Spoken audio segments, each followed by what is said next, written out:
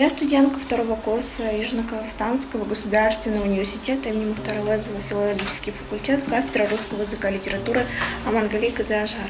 Я прочитаю отрывок из трудов Абу Наср аль-Фараби в честь его 1150-летия. Притча другая. Есть про того мудреца, странником был, что как-то в Халебе Саиф ад-Даула, султан, местный правитель, всех пригласил во дворец, знатных ученых, также поэтов позвал и мудрецов он.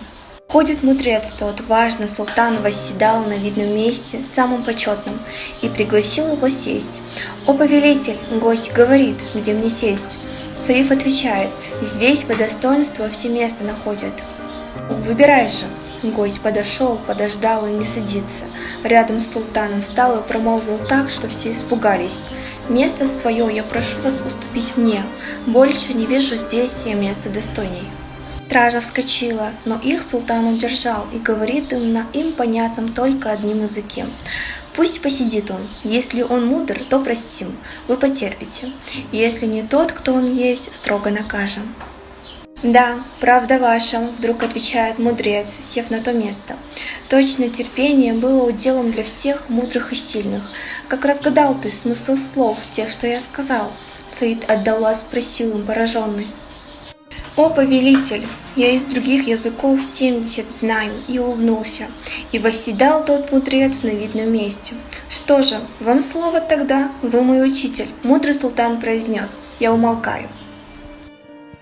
Там, где впадает речка Арысь в Сырдарью, город Отрар есть. В городе этом он и родился на свет в веке 9. Как это было давно, трудно представить. Греки прозвали его Аль-Фарабиус. Древний тот город в те времена был Фараб, он из Фараба. Вот почему мы Аль-Фараби зовем этого предка. Было имен у него 6, и последним имя стоит от тюрки. Значит, он тюрком был. Город известен тем, что шел шелковый путь мимо Фараба. Много богатых в городе жило тогда, и охраняло сильное войско его, а предводитель их был отец Фараби. Он был кипчаком. Библиотека в этом была очень большая, Александрийской. Не уступала она, раньше считалось, и молодой Фараби часто бывал в ней. Вот и не стал он бойцом, стал он ученым. Студентка ЮКГУ, филологический факультет, кафедра русского языка и литературы. Шел по пустыне как-то один человек, жаждой измучен. Был этот странник в белой чуме, а в руках посох держал он, а за плечами сумма. Много прошел он, уж не держали его посох и ноги.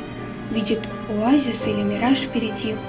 Шагу прибавил, вышел навстречу старик в белой одежде, с виду суровый, и говорит тот старик: «Эй, чужестранец, мимо иди, не пущу тебя в дом свой.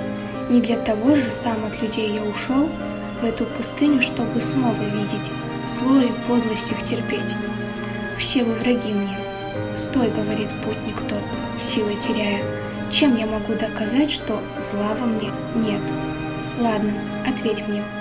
Waalaikumsalam, bos, малжан аман ба, мынандай кез болдың, алма төкпе саманды. ЮКГУ имени Мухтара Әуезова, филологический факультет, кафедра русский язык и литература, группа Фи-18-2Р, Запороженко Сергей. Это стихотворение посвящается 1150-летию одного из видных представителей восточной философии Аль-Фараби. Ученый! Для тебя наука – основа мира, естества. Понять ее не каждый из народа может, но истина открыта для тебя. Талант!